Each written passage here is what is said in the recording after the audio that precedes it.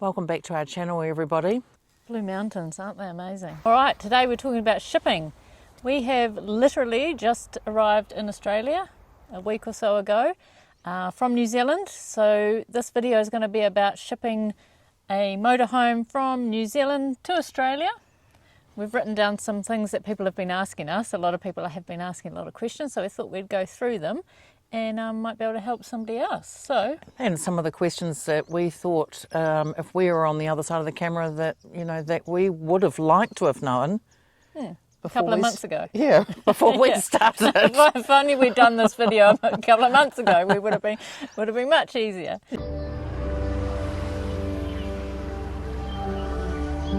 So if you're new around here, we're Louise and Kelly, and we've been travelling around New Zealand for the last year. We basically drove around the South Island for about 7 months of that, I'd say, because I think deep down we didn't really want to leave. Maybe we went round in circles a few times, but we managed to get ourselves to the North Island. And then we decided... Wasn't easy. Right, Australia, here we come. All right, let's get into it. We're seriously here now. Yeah. We're here, we're arrived. We can show you the kangaroos. We are actually here. Okay, total cost to get Iceberg prepped, cleaned, everything, including the hotel that we stayed at to get her here. I've added up everything, and while I'm talking I'll put it all up on the screen so you can see the breakdown. But $16,123.69 New Zealand dollars.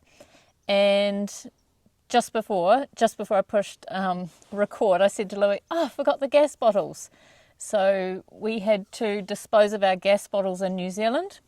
We tried selling them actually at the hotel, but no one was having a bar of anything that we were trying to sell. I suppose things like gas bottles and batteries and things like that, everybody gets a little bit uncomfortable on what condition, who am I buying them from, how have they looked after them? We had to give them away in the end, but anyway, it was better than throwing them out. Somebody can use them. Add an extra couple of $100 onto that for the gas bottles. I am, just very quickly. Okay, so just a quick breakdown from how we got to that amount. There was obviously the shipping.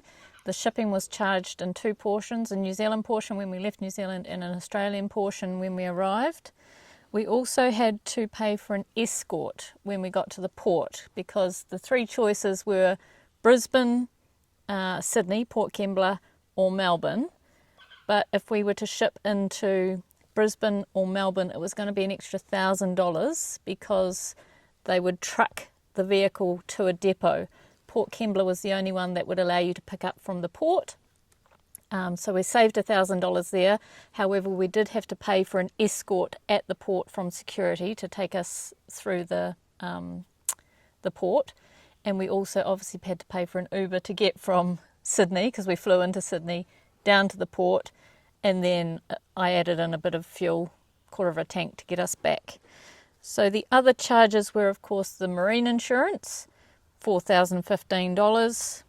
The clean, we paid for a full commercial clean in Auckland, didn't we? Cleanco. I have to also say too, I know a lot of you are really upset about that because you watched how thoroughly it was cleaned, pretty much with a toothbrush everywhere, all through the skylights and everything, and the max air fans and the floor and the fridge and everything. And I know you are really upset about that. Some of you being Australians and thinking what a welcome.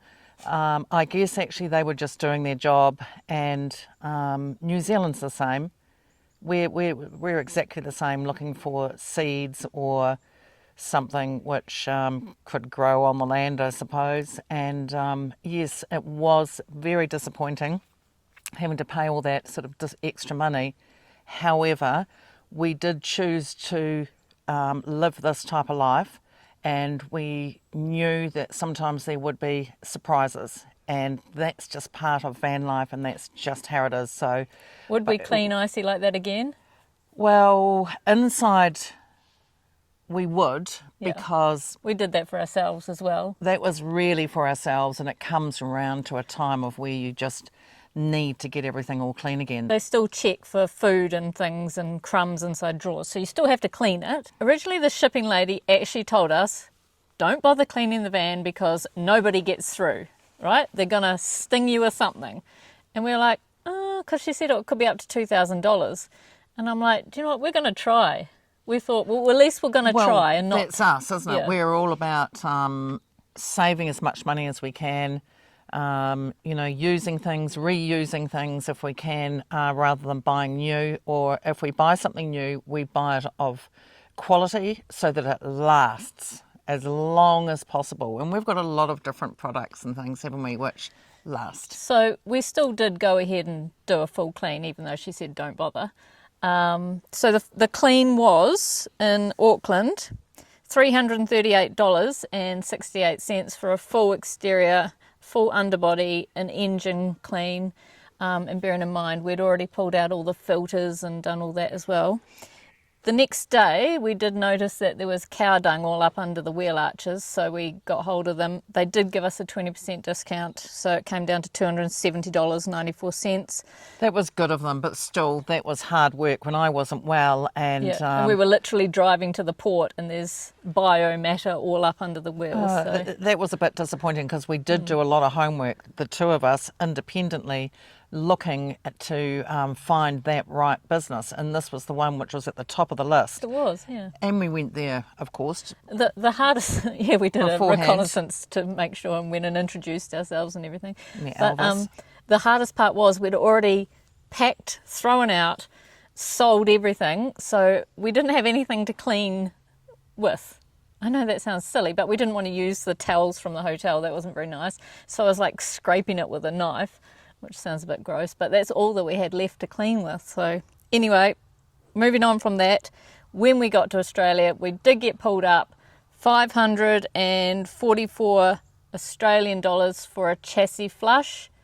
Still don't even know what a chassis flush is. If anyone does know, I'd really like to know so that it doesn't happen again. Especially if you're in that line of business and you do chassis cleans, please comment. Please tell us what you do to help us in the future. I'm guessing New Zealand and Australia are probably two countries which are probably the worst in the whole entire world for, all the hazards and seeds and biohazards. Yeah. Bacteria and everything. We probably are the worst, so we've probably been through the worst of it. However, we've still got to go back through it all again because we probably will. Not just yet. We're not going home just yet. The other things I included was the cost of the hotel, $1,220. Oh, the contents. Obviously, we had to take everything out, including boxing, plastic containers, and tape, $1,666. The silica gels, plus postage. We got an urgent rush on them because we decided at the last minute that we needed to put silica gels everywhere, $77. And damperers, about $40. So I think that's everything of how we got to that amount. Right, we've got some other questions that people have been asking us, haven't we, Louie? What was the second most popular one? What method did we choose to ship? Would you like to tell We decided to go with RoRo, and the reason we went with that is because we didn't really have a reason why. We had no choice. We had to because, look at the height of her. And I guess it's not the width, but it was more the height. And she just was not going to fit into one of those containers. It would have been quite good if she was able to go in there, but I personally, and you probably feel the same way too, that if she had gone in there, she would have sweated way worse. There's pros and cons to everything, and we have, since we shipped, seen another method of an open top container where you're in a container but it's got no roof. We never got that option, but we have seen our friends at Peterson Odyssey. They've just gone to Malaysia. They went in an open top. We were given flat rack or RoRo, and a flat rack is when they lift you onto a rack, and we've just... Poor IC being lifted up like that. We've seen a horror story with Tread the Globe when they got lifted onto a flat rack. I'm not sure which country it was, and they crushed the underbody, and ever since I saw that, I was just like... I think that was in India, but I'm not 100% sure. But they're not going flat rack, ever. So RoRo, you literally give your keys, you turn up at the depot, you give your keys, and you leave. It was like, what? Is that it? And then at the other end, You pick your keys up and you go and get in it. It's kind of weird. Oh, and by the way, actually, one thing that I just remembered when we were there, you put the little disc in there so that you Yes. could follow The ear tag. Icy. Yeah, I have been following her. So when she was overseas and we were inside, when we were at home, we were able to look and see where she is because we had people asking. Only when she arrived at a port, because when she was out at sea, obviously there was no one with a With an Apple iPhone. iPhone nearby, yeah. And they've got to be nearby for that to connect. So that was good. So that takes us on to how long did it take? And all different shipping lines are different. Ours took 2 months. The reason being is that we ended up going with Toyo Fuji shipping line, and they went from Auckland to Sydney. However, they went up Japan, South Korea, Taiwan, Brisbane, back down to Sydney. We had, I don't think we've told anyone this, but we had originally booked with WWL, which is Will Ship Wilhelmsen, I think it is. And we'd originally gone with them because they were 9 days. Auckland to Sydney, 9 days. We would have just What was the cost, do you recall on got that? there. It was another couple of $1,000s. However, they did let you leave all of your stuff inside. So we had actually booked with them, paid the deposit, and then literally the next day we got this email saying, oh, by the way, they've changed their minds, you're not allowed your batteries, because that's the reason we'd booked them in the first place. That's we were right. allowed our batteries. Yes, because new rules came into place this new think- rule, I think batteries. the rules may have already been in place. I just don't think the shipping line had caught up with the new rules. And then as soon as we booked, obviously they got notified. I think it was, they were quite a few months behind because we did say to them, why don't you tell us? Because Yeah. obviously in this day and age, we all have AI. We all have a chat or we have a whatever you use and they go hunting for us. And yes, I don't think that they had been updated. So that was quite a few colourful words when we got that email, because that is the whole reason we were going with them, because we didn't want to take our batteries out, we didn't want to sell our batteries, we didn't want to have to replace our batteries. That's almost $10,000 worth of batteries in the back there. So Still working good, those batteries, I tell you. They're They're amazing. working perfectly because you can look them up on an app on your phone.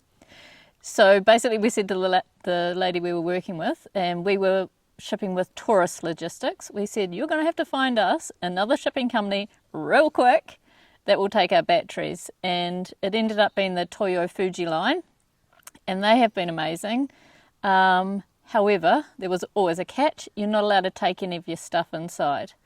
We were allowed to have anything to do with the vehicle, what came with the vehicle, you know, like a car jack, a spare tyre, a wrench, you know, those sort of things, and we were allowed our batteries. But we had to take... We had the Max, not the Maxi fans, the Max Tracks. Max But Tracks, thank you. we were also told you're not allowed anything at all. And then in the next breath, the lady said, however, if you did leave anything, it's at your own risk. So we did risk. We had our Max Tracks locked to the vehicle. We had the washing line strapped down, the empty fuel containers on the roof. We snuck our lithium battery starter in. We were allowed lithium in the vehicle. We weren't allowed to take lithium on the plane, and we weren't allowed to take lithium in our boxes. Kind of annoying a wee bit, but that's... We left it in the back and just hoped like hell it was there, and it was. All right, so in terms of how long it took Icy, we dropped her off at the depot on the 8th of May. She was due in Sydney on the 20th of June. She didn't get offloaded until the 24th of June. She was inspected on the 29th of June. That's when she failed her biosecurity inspection. Re-inspected on the 7th of July, and that's when we got the email saying you've got 3 days to come and get her, otherwise you get charged a penalty sort of fee and port everything fees. like that. And I just want to say just in that little bit too, right in that those few days, that was just horrific actually. It was so hard on us because we thought we were sort of using up our groceries that we had to use everything up because, you know, you don't want to have extra things and have to throw them away. And then you're waiting on standby, you know, can we book to go on a flight tomorrow? Has it all gone through? Don't hear anything. To be fair, that was our doing, because we didn't want to fly to Sydney. Because if we'd flown to Sydney, just for example, on the 20th, when she was meant to be there, we would have been paying for a hotel until the 7th of July. So that was our choice. We chose. It is, but it's still. We chose to stay in Christchurch with family because they let us stay for nothing. And that was just a huge money saving for us. If we'd been stuck in a hotel, you know, that's $180 a night. That's a lot of money. Yeah, so all of that was good, but it put you under a bit of pressure. It was a rush. And it also put us under pressure too, because you all know what we're like. We're a bit different and a little bit unique, that we do all our own cooking, even with going on the plane. Or from the moment of leaving, you have breakfast. Did we take lunch with us? Yes, we did. We took lunch with us. Snack box, lunch. And all these different things. And a treat. And then we had a nice little treat, which was lovely, and an extra wee treat with having our coffee, that we take our Nespresso with us. We make it hard on ourselves, but we do it to look after ourselves and to save money. We do. It is both those reasons, and this is nothing new. Love it. We've done this our whole lives. Right. We've been together 24 years. Next question, what paperwork did we need when we picked up Iceberg? Well, we had to show that we had passed customs, so we had to show our carnet de passage, our stamped entry into Australia, and I'm going to do another video on that because, to be fair, the shipping portion was the easiest part of all of it. Getting the carnet and all the rules around that and the insurances, they've been the hardest part, so I'm going to do a separate video on those. We also needed our quarantine release paperwork to be stamped to say that she'd passed her inspection, and we also just needed the shipping documentation to say that, you know, you shipped, this is the rego, you shipped here from here to here, and they call it the bill of lading. So we just emailed those 3 items through to the lady in the office, and she gave us her keys, and off we went. They were really lovely, actually, at the port, even though we couldn't go through. In reception, they were so friendly. And, they were friendly. Very positive. The man who, he felt really bad that I couldn't go through, who I stayed with him, Yeah. he was really nice too, actually, and just gave a few tips so that we felt okay with arriving here. The other option is to buy and sell a vehicle. Now, we've never done that. Perhaps somebody who has done that could write down in the comments you know, what it took to buy a vehicle in a different country. Did it take you a long time? Because you wouldn't want to be spending a month or so looking for the right vehicle. Did you get a lemon? And then when you come to sell it at the other end, how long did that take? And did you get your money back? Because it would be interesting to see whether the $16,000 that it cost us to get the vehicle here, whether that's the same of somebody who's bought and sold in different countries. Would it have cost you that much or a lot less? Or, you know, let us know. That would be interesting. Hi, Maggie. What are you eating? Right. Next question. What happens if something goes wrong with the shipping? Okay, well, the answer to that is always money. If something goes wrong, it costs money. And like I said before, the carnet and the insurance, I'm going to go over that again because we did have an issue with the carnet. Was not where it was meant to be, and that took money to fix. And the insurance, different methods of sailings, RoRo, flat rack, container, they have different insurance covers.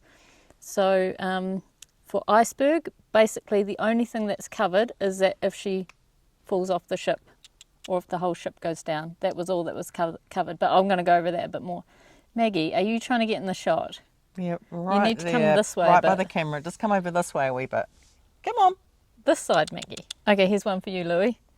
What surprised you the most or has been the hardest with this whole shipping? The hardest probably was the waiting. The hardest was for me because I guess actually all my years of working, I do not know how I survived being 60, all these years of being in buildings, wrapping myself up in suits and makeup and hairsprays. Okay, I still do makeup and hair and everything, but I do not know how it is that I survived with my feet not having been on the ground, breathing the fresh air. I mean, Kelly would sometimes... I mean, we had fresh air at home, but you mean not having a car, not being able to get out to... basically, yes. Well, we did. We still were able to. We still had fresh air. We still had And we fresh still air, but had it was grass. city air. And we had grass. Come on, you out there who know what I'm talking about. It's different. When you're in the city, you've got the city fumes, you've got the city noises. Yes, you do. You don't realise until you Yep, go you've home. got cones, you've got concrete everywhere. You've got, your breathing and your thinking and everything is bouncing off concrete. When you're out in nature, you can take these off and you can walk on that grass. I'm getting to terms with where I can walk and what I can do in Australia. But even yesterday, I actually walked up and down those steps. You did? Barefooted after getting my head under the waterfall. Yep. And I felt quite safe because you can see things out of place. But anyway, what I'm saying is not going in the sea every day, in a lake, changes things. Not breathing all the trees, the eucalyptus, the whatever trees that you're surrounded by. It's really different. And I want those of you who are doing this van life to maybe say, yes, Louise, totally get it. I totally get it. Hashtag I totally get it. Because I felt like a spider in a jar after a bit of time. I wasn't doing the same type of exercise. It's too easy Well, you weren't well at the beginning. No, I wasn't for the first couple of months. And then I got sick. And then you got sick. However, we were in the comfort of a beautiful home. We could do our own cooking. We had a bigger kitchen, didn't we? A bigger fridge. And we had our old Super King bed that we left giant at home. TV to watch and everything. But there's nothing like your feet on the ground and breathing that fresh air in nature. Even if you do get bitten by the midges and the mosquitoes and everything. Haven't been bitten or anything No, yet. we Probably haven't. No. I'm surprised nothing has bitten either of us. Yeah, There's little things wait. flying around, but nothing's biting. It's weird. Yeah, maybe the magpies have been eating a lot For of them. me, I was just happy to be given the opportunity to not have to spend the money, staying at home with family. That part was really lovely because... It was. But it was also hard too because you have to say your goodbyes, and that is one thing I do not like to say, and I've said that to my side of the family as well. Please, it's not goodbye. See you soon. See you soon. And I was absolutely fine until I got to the airport. And then it finally did get you. No, but the lady, she came over, she was like an Air New Zealand representative. She's like, are you all right? You've been here for a while. And we were just like packing the bags up. And then we just got talking to her and she said, oh, how long are you going for? And it just hit me like that, like forever. So it is like that, actually. It's giving you tears in your eyes again, actually. And I have to say on that note too, that the Air New Zealand staff, they were all really lovely, and they didn't know that you used to work for Air New Zealand or anything, but they're just professional. Yeah. And I want to say too that in their line of work, from when you used to work there, they work bloody hard. They work really hard. And those staff, it's a wonder they haven't got lockjaw of some sort, because that smiling and friendliness and some... Did I used to have lockjaw when I got home? You did have always a very good smile, I must say. But they were really good. And it must be hard keeping your hair looking nice and keeping your lipstick good and tie up. When you do get to the airport, when you're ex-staff, you almost secretly hope that you do know someone when you get there, especially when you have as many bags as we have. But no, we didn't know anyone, but everyone was so kind, and we were like giving things away at the airport because we couldn't fit everything in, and a lot of things were new. And so we made like a little parcel and gave it to the staff to take. And they were really nice and took me over to the weighing thing. We're trying to get to the last 100 grams. It was very nice of them. Personally, I would do it all over again. Would I change anything myself? That was going to be my next question, Louise. Would you do it again? Definitely do it. Well, we are going to be doing it again, We aren't we? have Because to. this is what we're doing. Yeah. And we have to, as you said. That's part of the contract of having been allowed into a country. You must legally leave again. So we will be doing this again. And I'm not sure if the next shipping line will let us take our batteries or not. We've been pre-warned. God, I can't even turn my fingers properly. We have been pre-warned that you will not be allowed to take your batteries in the future, so let's see how we go. That's going to be the worst part about I know. it. But we also know now too that we need to put more of those, we need more moisture taken out. Oh, We're yes. very lucky. We had 1, 2, 3. We had 4 damp rids, hanging ones, and we had 2 pottle ones. We probably should have doubled that. And we were, I must confess, we were blaming this biosecurity for this orange substance that was in our van. But Sorry. I think what's happened is that I had one of those damp rids hanging in the fridge, and when we first got into Iceberg, it wasn't there. And so I think it's just got too heavy. Somebody's opened the door to inspect something, it's gone bang, splatter. We've got this orange sticky stuff everywhere, so we retract anything we say about the inspectors or the biosecurity. I think that was our fault. I think it was. Nothing to do with them at all. Just put, actually. if you're going to ship, number one advice, put like 8 damp rids everywhere, and those silicone sachets, we had them fired everywhere. Dishwasher, washing machine, down the front, under the bed, through the back. We had them everywhere, as well as Underneath in our boxes. the floorboards and everything like that, where we can, because that's storage and everything as well. And we'd recommend RoRo. I do believe we've seen other people in containers where things go really yellow. We've had a few plastic things go yellow, but I don't think it's anywhere as bad That's as... the Max Air fans. There's one part of it, it's about that much, and it's gone a little bit lemony. Not too yellow, just a little bit lemony. Right, Louis, would you like to wrap up the video, please? Because we're quite good at talking. Oh, we're very good at talking. I first of all want to say thank you very, very much for watching this episode, and I know a lot of you watching now have been watching our other episodes as well and are very excited about our upcoming ones. We're very excited about them as well. I also want to say thank you to each and every one of you, because it takes time to actually write. You're not writing, but you're tapping, commenting, and they mean a lot to us. And what a lot of you have started doing is saying where you're from. So look, it's a bit of fun, isn't it? Oh, I think it's absolutely marvellous, because I try and sort of think, oh, California, oranges, back home, New Zealand, Northland, and I'm thinking sea, or Invercargill, you know, oysters, you know. What are we thinking? Christchurch? Cold. Sea, we have beautiful sea. Our Sumner. Is there anybody from Sumner? Because Sumner's pretty special to us too, actually. Not that we were from that part in Christchurch. Comment below. And also, write in the comments any questions, please. When we were first, from the very beginning, when we first started Iceberg up until now, other people have helped us. So if we can help you, I'm absolutely more than happy to answer any questions. Louis actually does all the comments, so if you do write in the comments section, you will get a response from Louise. However, if it's something to do with the shipping or the van, I go, can you answer this one? Here. So because that's a bit complicated for me, so can you do that, because you know all about I'm everything. more than happy to answer anything. If I've missed something, please just ask and we'll answer it, and then hopefully it will help somebody else. All right. Well done, Icy. You made it to Australia. Well done, Louise and Kelly. You actually got yourselves and Iceberg to Australia in one piece. I think that also deserves a thumbs up or a subscribe, actually.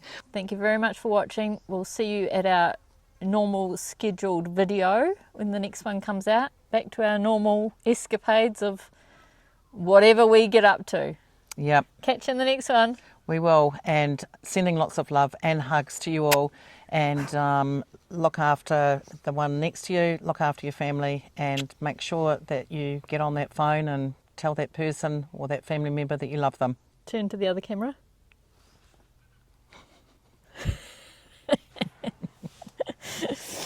See, it's complicated, this editing. You've got different angles, different shots. We had to wait for the sun to get in the right position for this shot. It's right in between the trees there. It's quite a good wee shot. And have you noticed the careful layout here? Just joking. Have a good day, everyone.